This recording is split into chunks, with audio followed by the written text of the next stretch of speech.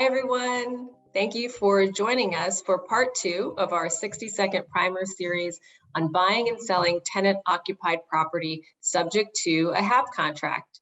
So in the last video segment, we covered the definition of a HAP contract and why it's important to get a copy of that contract from the seller so that you can be sure of any housing authority consent and or notice requirements before the transfer of the property. It's important to also speak with whomever is in charge of the project-based Section 8 program with that local housing authority. Every jurisdiction follows a different approach on approving new owners and how the HAP contracts are actually transferred and assumed by the new purchaser. In general, the seller will want to notify the local housing authority that they are selling the property and provide the potential buyer's name and contact information. Then, depending on any consent or other requirements, there may be a waiting period before the closing happens. And during the waiting period, the local housing authority will review the potential buyer and the potential buyer's qualifications. Will make sure that there's nothing conflicting with any of the HUD regulations regarding those that assume a HAP contract and operate these properties.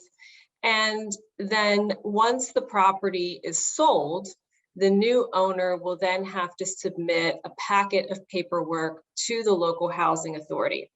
And we, in general, call this the transfer of ownership form.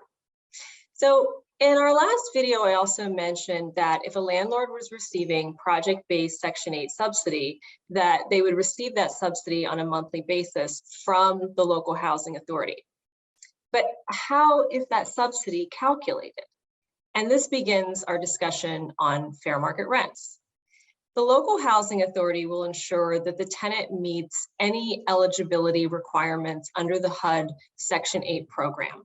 And if the tenant meets those requirements and is certified, the housing authority will then pay a portion of the tenant's rent that the tenant can actually afford. In the affordable housing world, rent is considered affordable where the tenant pays no more than 30% of its yearly income on its housing costs, including utilities. The project-based subsidy would come in to cover the difference between the amount that the tenant can pay and the monthly fair market rent. So the fair market rents are calculated and promulgated by HUD, and it depends on each metropolitan statistical area. They vary. So the fair market rents will generally determine the maximum rent that a Section 8 landlord is allowed to charge its residents. So what's the takeaway for an interested buyer in a project-based Section 8 property? Take a look at those fair market rents for your area where the property is located and see if participating in the program is a right fit for you as the potential buyer and your long-term investment goals and strategies. Join us in our next video segment where we will discuss when a HAP contract can be transferred and when and if a HAP contract may be terminated. As always, for this and other information about any affordable housing topics, please click on the link in the video. And please contact any of our attorneys here at Nelson Mullins for more information.